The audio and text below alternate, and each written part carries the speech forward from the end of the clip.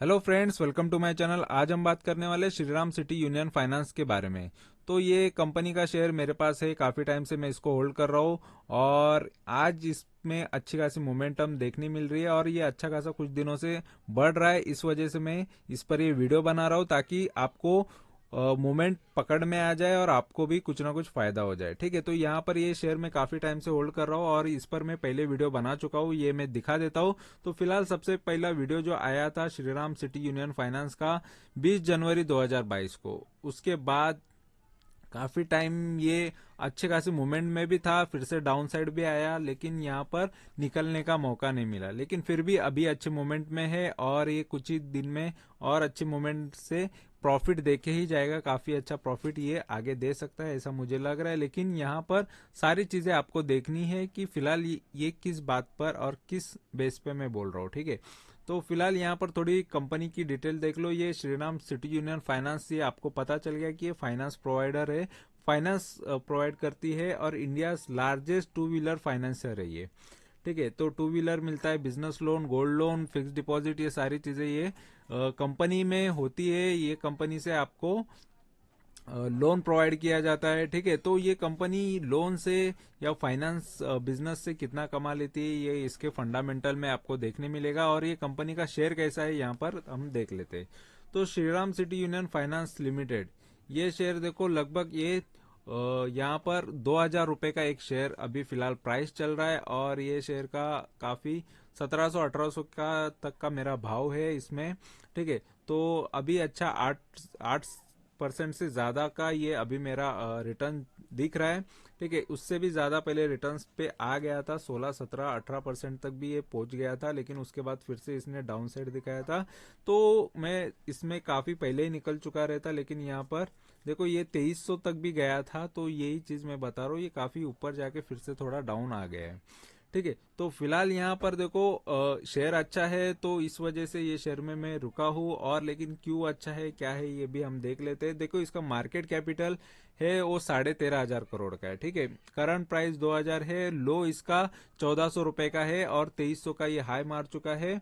देखो 1,400 से ये 1,400 भी जा चुका है, जब ये मेरे पास था तभी इतना नीचे भी जा चुका है। इसका पी काफी अट्रैक्टिव है, यानी ये इसका वैल्यूएशन काफी सस्ता है फिलहाल के लिए।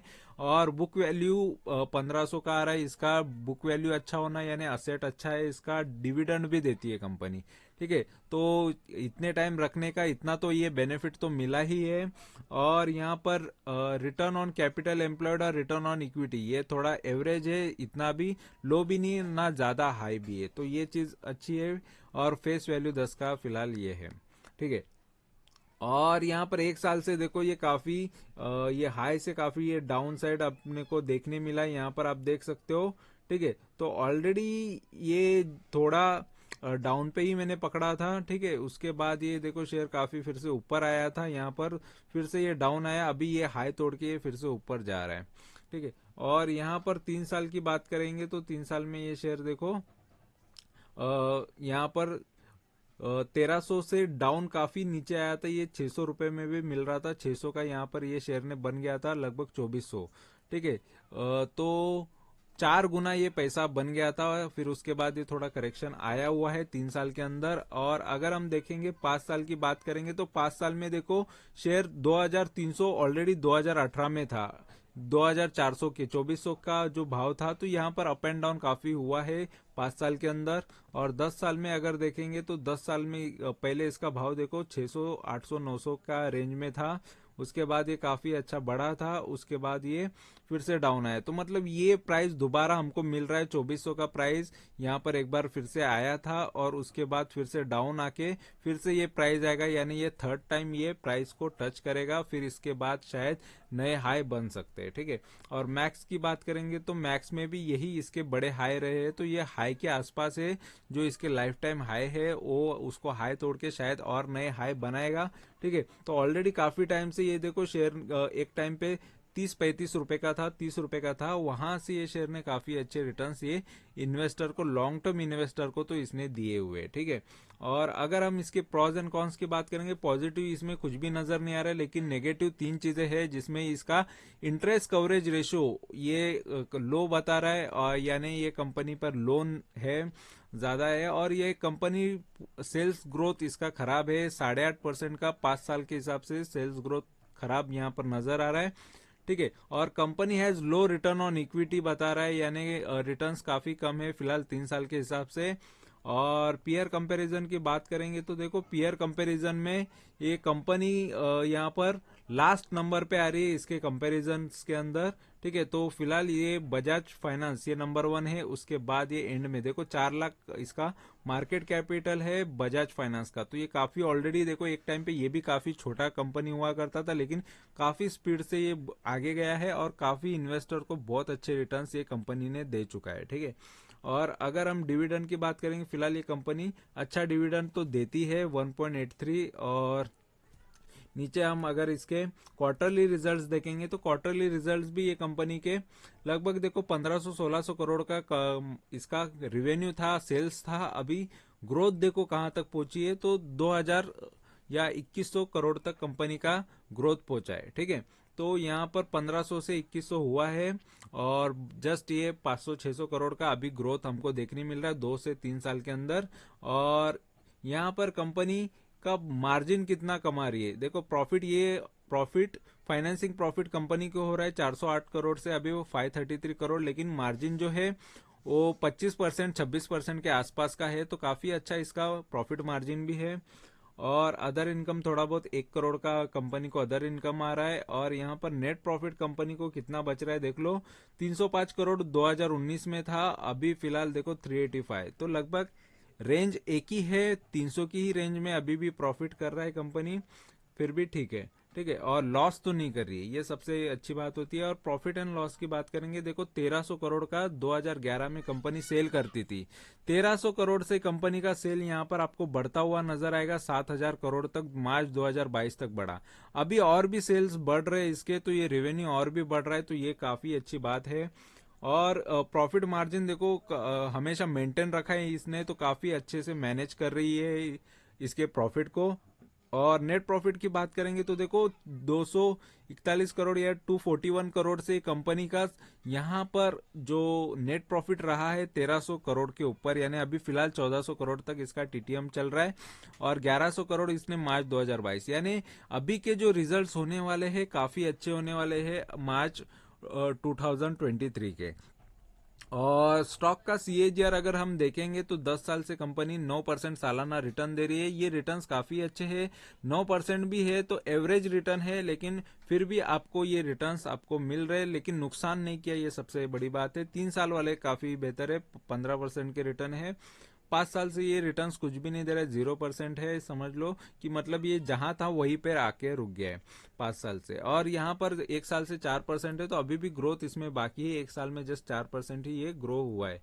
और बैलेंस शीट की बात करेंगे तो देखो बैलेंस शीट में इसका बोरोविंग जो है 7300 करोड़ से यहाँ पर 37 करोड़ तक, यानी लगभग देखो 30,000 करोड़ कंपनी पे और कर्जा बढ़ गया 7,000 से, ठीक है। तो यानी 37 करोड़ का अभी फिलहाल कंपनी पर कर्जा है। और फिलहाल यहाँ पर देखो मार्च 2022 तक 34 था, उसके पहले 28 करोड़ था, तो हर साल थोड़ा थोड़ा कर्जा कंपनी पे बढ़ रहा है, लेकिन कंपनी मैनेज कर रही है उसके लोन को, डेट को, ठीक है। तो ये एक चीज अच्छी है, और प्रॉफिट कंटिन्यूस अच्छा खासा कमा रही है, और रेवेन्यू बढ़ रहा है, ये सबसे अच्छी बात होती है। ऐसा नहीं कि लोन बढ़ रहा है लेकिन सेल्स नहीं बढ़ रहा है, सेल्स भी कंपनी अच्छा बढ़ा रही है, ठीक है। तो लोन इसीलिए लिया जाता है कि ग्रोथ होने के लिए, तो कंपनी का ग्रोथ हो रहा है, ठीक है। स्पीड कम है लेकिन सेल्स में ग्रोथ देखने मिल रहा है, और प्रॉफिट में ग्रोथ देखने मिल रहा है, ये अच्छी बात है।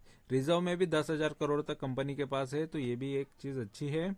और ये कंपनी के अंदर यहाँ पर हम देखेंगे शेयर होल्डिंग किसकी किसकी है, तो प्रमोटर्स की होल्डिंग जो है 33% से लेके 36.86 हुआ है, यानी 37% तक ये प्रमोटर की होल्डिंग है। और एफआईएस फॉरेन के इन्वेस्टर देखो काफी इंटरेस्टेड है ये कंपनी के अंदर, काफी अच्छा इन्वेस्टमेंट किया है, लगभग 27% तक फॉरेन के इन्वेस्टर्स ने इसमें पैसा लगाया हुआ है, ये काफी अच्छी चीज है। डीआई जो डोमेस्टिक इन्वेस्टर है इंडिया के, वो भी काफी इंटरेस्टेड है। यहाँ पर देखो उनका इन्वेस्टमेंट बढ़ गया है सितंबर में, और पब्लिक का यहाँ पर इन्वेस्टमेंट कम हुआ है, क्योंकि कोई तो बेचेगा तभी ये लोग खरीदेंगे। ठीक है, तो पब्लिक ही ज्यादा बेच रही है। ठीक है, 2-3% उन्होंने बेचा है और इन्होंने खरीद लिया। तो फिलहाल ये तो काफी अच्छी बात है फिलहाल ये शेयर के अंदर। ठीक है, तो इन्वेस्टमेंट भी काफी अच्छा है और बड़े लोगों के हाथ में यहाँ पर ज्यादा से ज्यादा शेयर्स हैं। ठीक है, तो ये चीज काफी फिलहाल तो शेयर के बारे में अच्छी लग रही है, और ये मैं इसमें थोड़ी मूवमेंट के लिए यहाँ पर बैठा हूँ। इसमें से भी देखो, मैंने जितने भी शेयर्स मैंने बताए हुए और जितने भी शेयर्स मैंने खुद लिए, वो सारे शेयर्स में से मैं प्रॉफिट निकालते हुए आया हूँ। अगर मैं उसमें से निकल भी जाता हूँ तो वो शेयर आगे अच्छे भी परफॉर्म करते हैं। जैसे मैंने लास्ट अभी यूको बैंक का डाला था, यूको बैंक आज भी 12% ऊपर है। तो बहुत सारे शेयर्स मुझे पता है कि आज नहीं तो कल वो और भी अच्छे रिटर्न्स देंगे, लेकिन मुझे जितना रिटर्न्स लेना है वो लेके मैं निकल जाता हूँ। ठीक है, क्योंकि ऑलरेडी मेरे पास बाकी भी शेयर्स है जिनको मुझे निकालना है और नए नए शेयर्स ऐड करने हैं, और मेरा एक मिनिमम ईयरली टारगेट होता है कि ईयरली मुझे इतने रिटर्न्स लेने ही है, इतना कैपिटल ग्रो कराना ही है। ठीक है, पोर्टफोलियो इतने परसेंट से ग्रो कराना है, तो ये एक मेरा मिनिमम टारगेट होता है। ठीक है, तो उस हिसाब के वो प्लानिंग के हिसाब से मैं चलते रहता हूँ, और इसलिए जितने भी रिटर्न्स मुझे लगते हैं कि उतने लेने चाहिए, तो मिनिमम मैंने 21% ही पकड़ता हूँ, और उससे ज्यादा किसी किसी शेयर्स में हो जाते हैं अगर कोई शेयर्स अच्छा मूवमेंट एक दिन में भी कर देता है तो। ठीक है, तो यहाँ पर ये शेयर के बारे में मैंने जो भी बताया है, यहाँ पर मेरा पर्सनल इन्वेस्टमेंट होने की वजह से बता रहा हूँ। और यहाँ पर ये शेयर में से जितने भी रिटर्न्स आएंगे वो भी मैं आपको बताने वाला हूँ कि इसमें से कितने रिटर्न्स ले रहा हूँ और कितना होने वाला है, कितना टाइम लगने वाला है जब मैं एंट्री करता हूँ, एग्जिट करता हूँ, और इसमें कोई अपडेट्स आते हैं, सारी चीजें मैं मेरे चैनल पे बताते रहता हूँ और खुद भी करके दिखाता हूँ। ठीक है, तो जितने भी अभी तक शेयर्स बताए हुए हैं सभी में से मैंने प्रॉफिट करके दिखाया है। मेजॉरिटी स्टॉक में मैंने प्रॉफिट करके ही दिखाया है, लॉस तो करने के चांसेस ही नहीं, क्योंकि मैं होल्ड करता हूँ, वेट करता हूँ, पेशेंस रखता हूँ और अच्छा प्रॉफिट लेके ही निकलता हूँ। तो यहाँ पर ये शेयर से भी अच्छा प्रॉफिट हो जाएगा। टारगेट्स यहाँ पर ये तो देखो, कभी भी हाई जो होता है वो हमेशा उसका एक बिग टारगेट होता है, और वो टारगेट तो इजीली ये तोड़ देगा। ठीक है, 2300 का ये टारगेट आगे तोड़ के और भी नए हाई बना सकता है, ऐसा मुझे लग रहा है, और ये हाई के आसपास ही है। ठीक है, तो यहाँ पर ये शेयर में मेरा पर्सनल इन्वेस्टमेंट है, तो बाकी आपका मर्जी होता है किसी भी शेयर्स में नया इन्वेस्टमेंट करना है तो। अगर आप होल्डिंग कर रहे हो तो उसमें भी आपका ही डिसीजन होना चाहिए कि आपको उसको होल्ड करना है नहीं करना है, लेकिन शेयर बेहतर है, ये मुझे मेरा पर्सनल एक्सपीरियंस है और मेरे नॉलेज से मैं आपको बता रहा हूँ। तो यहाँ पर जो भी है इन्वेस्टमेंट, आपके डिसीजन आप खुद लिया करो। ठीक है, तो यहाँ पर ये जस्ट इन्फॉर्मेशन के लिए, एजुकेशन के लिए, और यहाँ पर ये वीडियो अगर आपको अच्छा लगता है, इन्फॉर्मेशन अच्छी लगती है, तो जरूर चैनल को सब्सक्राइब करके रखो। सब्सक्राइब करने में कोई घाटा होता नहीं है, जस्ट आपको अच्छी नॉलेज और इन्फॉर्मेशन मिलेगी और रियल मिलेगी। कोई चीजें शेयर के बारे में बढ़ा चढ़ा के आपको नहीं बताई जाएगी। ठीक है, तो वीडियो अच्छा लगा है तो जरूर लाइक करो, शेयर करो एंड सब्सक्राइब करो। Thank you very much for watching my video. Thank you, bye bye.